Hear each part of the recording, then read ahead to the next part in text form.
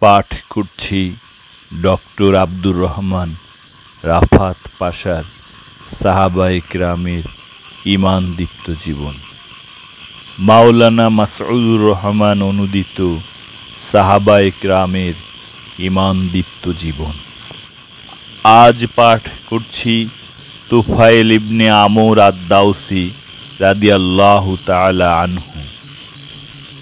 হে আল্লাহ, তুমি তাকে দান করো এমন এক নিশানা যা তাকে কাঙ্ক্ষিত কল্যাণের কাজে সাহায্য করবে। প্রিয় নবীর একটি দোয়া। তুফাইল ইবনে আমর আদ-দাওসী দাউস গোত্রের জাহিলি যুগের সর্দার, আরবের চিহ্নিত সম্ভ্রান্ত লোকদের অন্যতম সীমিত পৌরষদীপ্ত ব্যক্তিবর্গের একজন।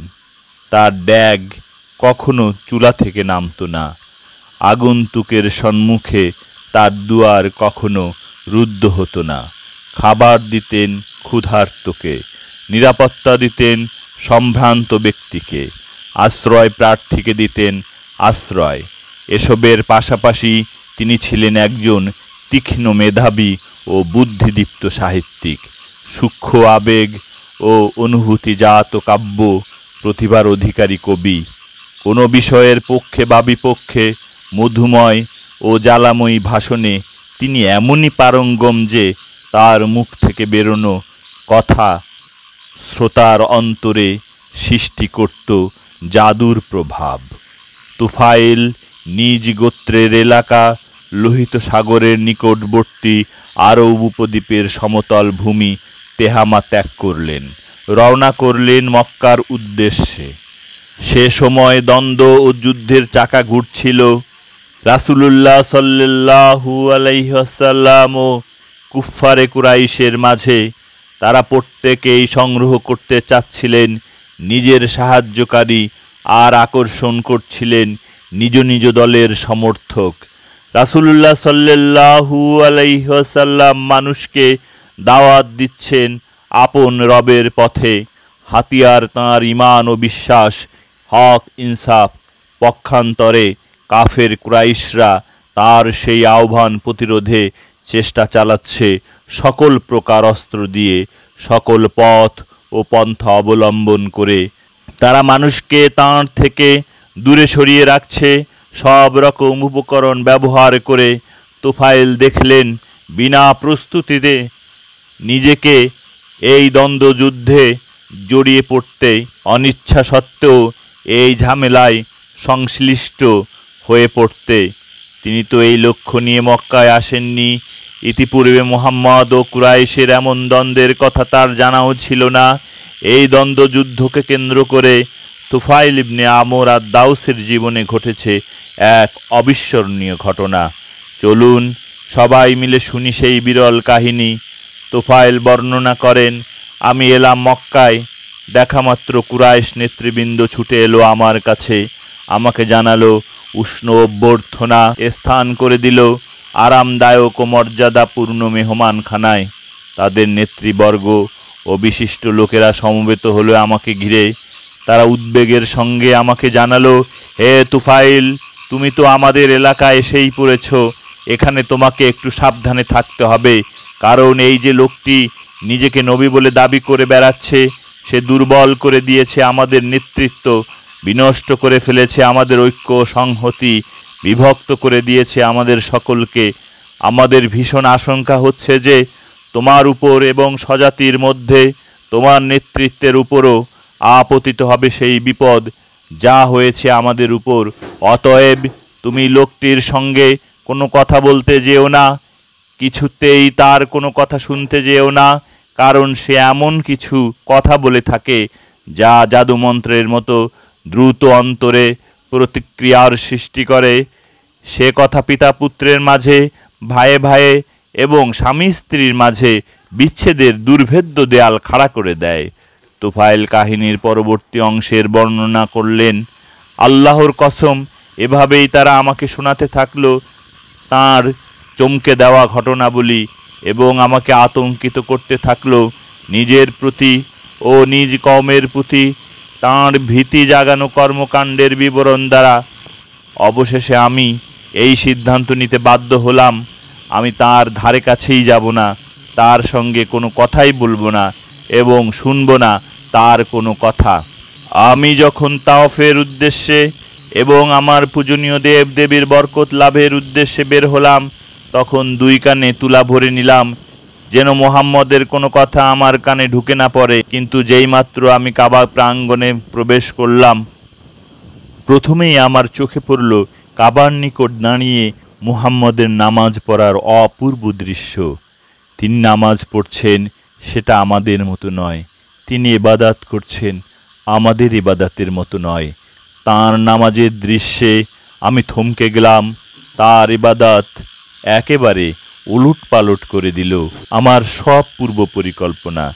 জানি না কেমন করে যেন একটু একটু করে আমি তাঁর দিকে এগুতে থাকলাম, তার একেবারে নিকটে পৌঁছে গেলাম। আল্লাহর ইচ্ছায় তার তেলাওয়াতের কিছু অংশ আমার কানে এলো।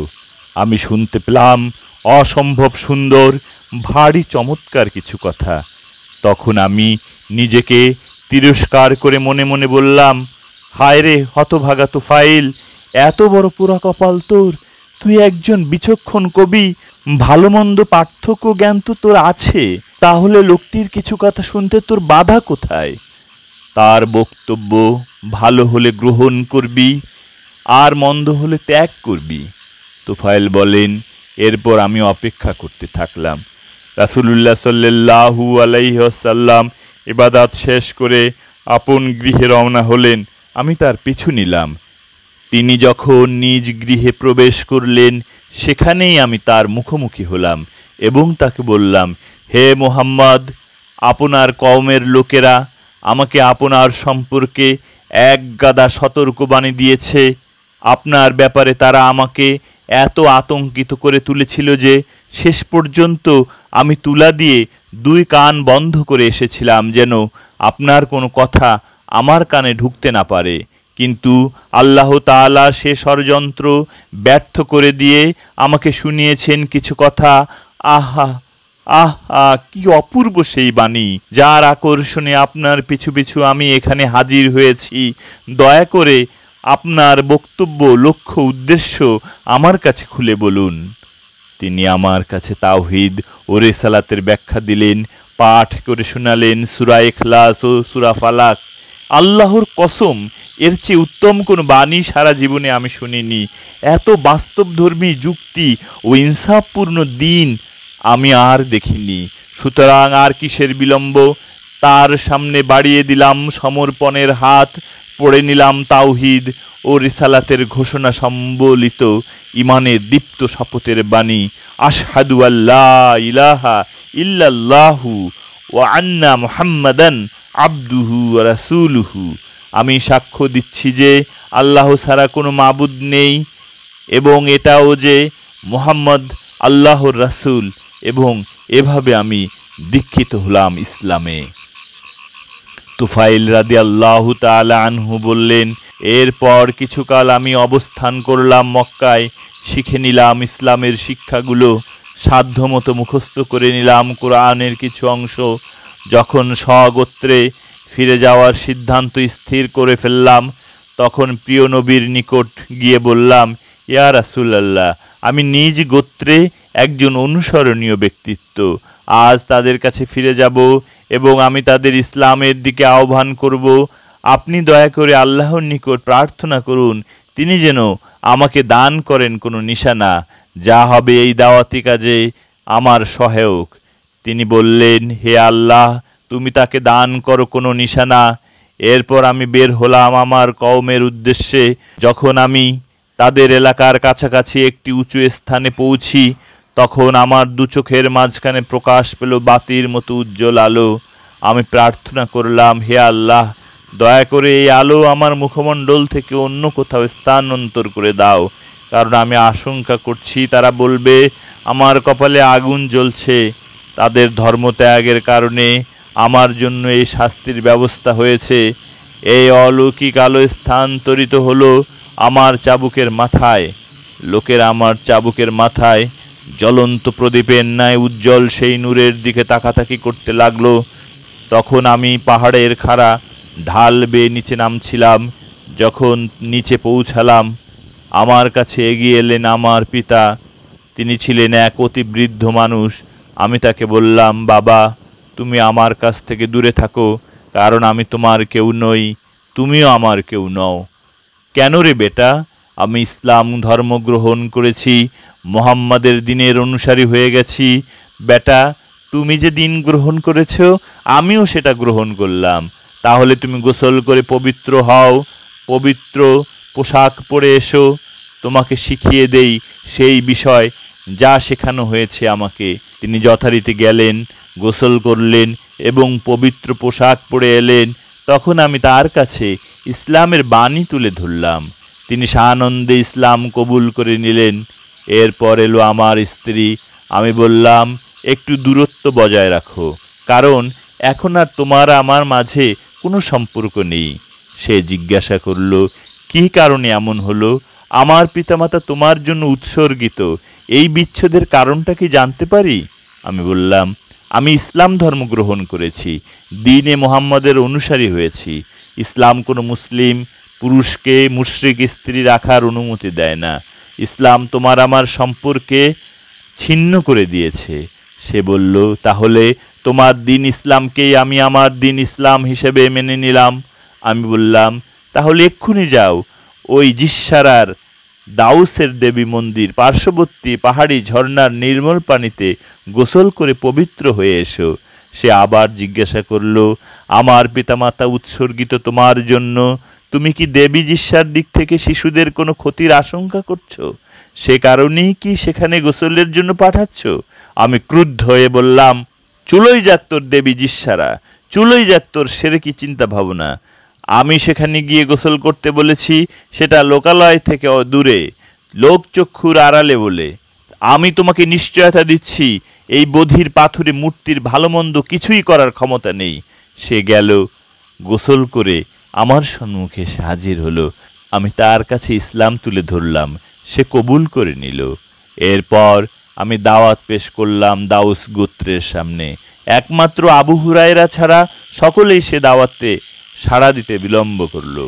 তুফাইল রাদিয়াল্লাহু তাআলা আনহু বললেন, আমি মক্কা এলাম রাসূলুল্লাহ সাল্লাল্লাহু আলাইহি ওয়াসাল্লামের নিকট আবু হুরায়রাকে সঙ্গে নিয়ে। তিনি আমাকে জিজ্ঞাসা করলেন, হে তুফাইল, তোমার কওমের অন্যদের কি অবস্থা? আমি হতাশার সুরে বললাম, তাদের অন্তরগুলো তীব্র কুফুরির আবরণে আচ্ছাদিত, তাদের মধ্যে বিরাজ করছে প্রবল পাপাচার ও অবাধ্যতা। এ কথা শুনে রাসূলুল্লাহ সাল্লাল্লাহু আলাইহি ওয়াসাল্লাম উঠে পড়লেন, উজু করে এসে নামাজ পড়লেন। তারপর তার মোবারক হাত উঁচু করে আকাশের দিকে। আবু হুরায়রা বলেন, আমি এই সব দেখে শঙ্কিত হয়ে পড়লাম, হয়তো তিনি আমার কওমের বিরুদ্ধে বদদোয়া করবেন আর তারা ধ্বংস হয়ে যাবে। আমি মনে মনে বললাম, হায় রে আমার কপাল, পোড়া জাতি। কিন্তু রাসূলুল্লাহ সাল্লাল্লাহু আলাইহি ওয়াসাল্লাম বলতে শুরু করলেন, হে আল্লাহ, তুমি দয়া করে দাউস গোত্রের লোকদের হেদায়েত দাও, হেদায়েত দাও, হেদায়েত দাও। এরপর তিনি তুফাইলের প্রতি ঘুরলেন এবং বললেন, তোমার কওমের কাছে ফিরে যাও, তাদের সঙ্গে কোমল আচরণ করবে আর নম্র ভাষায় ইসলামের দিকে আহ্বান জানাবে। তুফাইল রাদিয়াল্লাহু তাআলা আনহু বলেন, আমি অব্যাহতভাবে দাউস জনগোষ্ঠীকে ইসলামের দিকে ডাকতে থাকলাম। ইতিমধ্যে রাসূলুল্লাহ সাল্লাল্লাহু আলাইহি ওয়াসাল্লাম হিজরত করে মদিনায় চলে গেলেন। পেরিয়ে গেল আরও বহু সময়, ঘটে গেল বদর, উহুদ ও খন্দকের যুদ্ধ। এরপর আমি হাজির হলাম প্রিয় নবীর সাল্লাল্লাহু আলাইহি ওয়াসাল্লামের খিদমতে। এবার আমার সঙ্গে হাজির হলো দাউস গোত্রের ৮০টি পরিবার, যারা সকলে ইসলাম গ্রহণ করে খাঁটি মুসলিমের পরিচয় দিয়েছিলেন। রাসূলুল্লাহ সাল্লাল্লাহু আলাইহি ওয়াসাল্লাম ভারী খুশি হলেন আর যুদ্ধে অংশগ্রহণ ছাড়াই মুজাহিদদের সঙ্গে আমাদেরকেও খায়বর যুদ্ধের গনিমত প্রদান করলেন। আমরা তখন বললাম, ইয়া রাসূলুল্লাহ, পরবর্তী প্রতিটি জিহাদে আমাদেরকে আপনার ডান দিকের সৈনিক হিসাবে নির্ধারণ করুন আর মাবরুর শব্দটি আমাদের সংকেত হিসাবে নির্ধারণ করুন। তুফাইল রাদিয়াল্লাহু তাআলা আনহু বলেন, এরপর আমি মক্কা বিজয় পর্যন্ত রয়ে গেলাম রাসূলুল্লাহ সাল্লাল্লাহু আলাইহি ওয়াসাল্লামের সঙ্গে। পরে আমি নিবেদন করলাম, ইয়া রাসূলুল্লাহ সাল্লাল্লাহু আলাইহি ওয়াসাল্লাম, আমাকে আমার এলাকার আমর ইবনে হামামার দেবী জুলকাফাইনকে জ্বালিয়ে ধ্বংস করার অনুমতি প্রদান করুন। প্রিয় নবী সাল্লাল্লাহু আলাইহি ওয়াসাল্লাম অনুমতি দিলে তুফাইল রাদিয়াল্লাহু তাআলা আনহু নিজ কওমের ছোট্ট একটি বাহিনী নিয়ে রওনা হলেন সেই দেবী মূর্তির উদ্দেশ্যে। যখন সেখানে পৌঁছে গেলেন এবং মূর্তির গায়ে আগুন ধরানোর আয়োজন করলেন, তখন তার আশপাশে বহু নারী পুরুষ আর শিশু দর্শক জমে গেল। তারা সকলেই অপেক্ষা করছিল কখন তার উপর বিপদ নামবে। তারা নিশ্চিত ছিল যে দেবী জুলকাফাইনের সঙ্গে বেয়াদবি করলে অবশ্যই বজ্রপাতে তার মৃত্যু ঘটবে। কিন্তু তুফাইল রাদিয়াল্লাহু তাআলা আনহু নির্ভীক গতিতে এগিয়ে গেলেন, মূর্তিটির সম্মুখে দাঁড়ালেন এবং একদল অন্ধভক্ত পূজারীর বিস্ময় ভরা দৃষ্টির সামনে দেবীর গায়ে আগুন ধরিয়ে দিলেন আর ছন্দে ছড়ায় গাইতে লাগলেন, হে জুলকাফাইন, ফুরালো তোর দিন, তোর পূজা করি না, জানি তুই শক্তিহীন। জন্মেছি আগে তোর জন্মে, রাখবো না কোনো পথ শিরকের। জ্বালিয়ে দিলাম তোর আস্তানা, গায়রুল্লাহর পূজা চলবে না। আগুন জ্বলে উঠল দাউ দাউ করে। সে আগুন দেবী মূর্তিকে জ্বালিয়ে ভস্ম করে দিল। এরই সঙ্গে জ্বলে পুড়ে ছাই হয়ে গেল দাউস গোত্রে মূর্তি পূজা শিরকের শেষ চিহ্নটুকু। এরপর সেখানে নারী পুরুষ সকলেই ইসলাম গ্রহণ করল এবং সেই ইসলাম গ্রহণে নিখাদ প্রমাণিত হলো। এরপর তুফাইল ইবনে আমর আদ-দাউসী রাদিয়াল্লাহু তাআলা আনহু আঁকড়ে ধরলেন রাসূলুল্লাহ সাল্লাল্লাহু আলাইহি ওয়াসাল্লামের সংস্রব এবং এই ধারা চলতেই থাকলো প্রিয় নবীর ওফাতের পূর্ব পর্যন্ত। তারপরে খেলাফতের দায়িত্ব যখন আরোপিত হলো তারই ঘনিষ্ঠতম সাহাবী আবু বকর সিদ্দিকের প্রতি, তখন তুফাইল রাদিয়াল্লাহু তাআলা আনহু নিয়োজিত করলেন নিজেকে, নিজের সন্তান ও তরবারিকে রাসূলুল্লাহ সাল্লাল্লাহু আলাইহি ওয়াসাল্লামের খলিফার আনুগত্যে। রিদ্দতের যুদ্ধ যখন শুরু হলো মুসাইলামাতুল কাজ্জাবের বিরুদ্ধে, মুসলিমি সৈনিকদের শীর্ষস্থানীয় হিসাবে বের হলেন তুফাইল এবং তার পুত্র আমর। ইয়ামামার এই সফরে তিনি এক স্বপ্ন দেখলেন। স্বপ্ন দেখে সাথীদের ডেকে বললেন, আমি এক স্বপ্ন দেখেছি, তোমরা এর তাবির ব্যাখ্যা বলো। তারা জিজ্ঞাসা করলেন, কি দেখেছেন? তিনি বললেন, দেখলাম আমার মাথা মুন্ডন করা হয়েছে, একটি পাখি আমার মুখ দিয়ে বেরিয়ে গেল, আর এক মহিলা আমাকে তার পেটের মধ্যে ঢুকিয়ে নিল। আমার পুত্র আমর নিরন্তর চেষ্টা করতে লাগলো আমাকে উদ্ধারের, কিন্তু তারও আমার মাঝে দেয়ালের মতো আড়াল তৈরি হয়ে গেল। তারা বললেন, ভালো স্বপ্ন দেখেছেন। তখন তিনি বললেন, আমি এর যে ব্যাখ্যা বুঝেছি তা হলো আমার মাথা মুন্ডন করা, এর মানে তা কর্তৃত হবে, অর্থাৎ আমি শহীদ হয়ে যাব। আর যে পাখিটি দেখেছি আমার মুখ দিয়ে বেরিয়ে গেল, সে আমার রুহু। আর যে মহিলা আমাকে নিজের পেটে ঢুকিয়ে নিল, সেটা সেই জমিন যা আমার জন্য খনন করা হবে এবং তার পেটের মধ্যে আমাকে দাফন করা হবে। আমি আশাবাদী যে আমার শাহাদাতের মৃত্যু হবে ইনশাল্লাহ। আর আমার পেছনে পুত্রের নিরন্তর প্রচেষ্টার অর্থ আমি আল্লাহর ইচ্ছায় যে শাহাদাত খুব শীঘ্রই পেয়ে যাচ্ছি, তার শাহাদাতের জন্য আরও বিরাম চেষ্টা থাকবে, কিন্তু সে তা পাবে পরবর্তী কোনো জিহাদে। এই যুদ্ধে সে শহীদ হতে পারবে না। ইয়ামামার জিহাদের ময়দানে বিখ্যাত সাহাবী তুফাইল ইবনে আমর আদ-দাউসী রাদিয়াল্লাহু তাআলা আনহু শত্রুর বিরুদ্ধে ভয়ঙ্কর লড়াই করলেন। বীর বিক্রমে লড়তে লড়তে এক সময় তার দেহ মাটিতে লুটিয়ে পড়ল, তিনি শহীদ হয়ে গেলেন। ওদিকে তার পুত্র আমর শত্রুর বিরুদ্ধে প্রাণপণ লড়াই করতে করতে এক সময় শত্রুর আঘাতে তার ডান হাতের তালু কেটে বিচ্ছিন্ন হয়ে গেল। তিনি শক্তিহীন, দুর্বল হয়ে পড়লেন। ফলে তিনি ইয়ামামার প্রান্তরে শহীদ পিতা আর নিজের শহীদ হাত ফেলে মদিনায় ফিরে এলেন। ওমর ইবনুল খাত্তাব রাদিয়াল্লাহু তাআলা আনহুর খেলাফতকালে তার সঙ্গে সাক্ষাৎ করতে এলেন আমর ইবনে তুফাইল। সেদিন খলিফার দরবারে আরও অনেক রাষ্ট্রীয় মেহমান হাজির ছিলেন। সকলের জন্য খাবার আনা হলো। খলিফা সবাইকে দস্তরখানে আমন্ত্রণ জানালেন। আমর ইবনে তুফাইল খাবার গ্রহণ করতে অস্বীকার করলেন। ওমর রাদিয়াল্লাহু তাআলা আনহু বললেন, কেন, কি হয়েছে তোমার? তুমি সম্ভবত তোমার হাতের কারণে লজ্জায় খাবারে শরিক হতে চাচ্ছ না। তিনি জবাব দিলেন, আমিরুল মুমিনিন ঠিকই বুঝেছেন। খলিফা বললেন, আল্লাহর কসম, এই খাবার আমি কিছুতেই মুখে দেব না যতক্ষণ না তুমি এতে কাটা হাতের ছোঁয়া লাগাবে। এই মজলিসে তুমি ছাড়া এমন আর একজন মানুষও নেই যার একটি অঙ্গ ইতিমধ্যেই জান্নাতে পৌঁছে গেছে। পিতাকে হারানোর পর থেকে আমর ইবনে তুফাইলের চোখে অবিরাম জ্বলতে থাকে শাহাদাতের স্বপ্ন। তিনি ব্যাকুল হয়ে পড়েন শহীদ হওয়ার জন্য।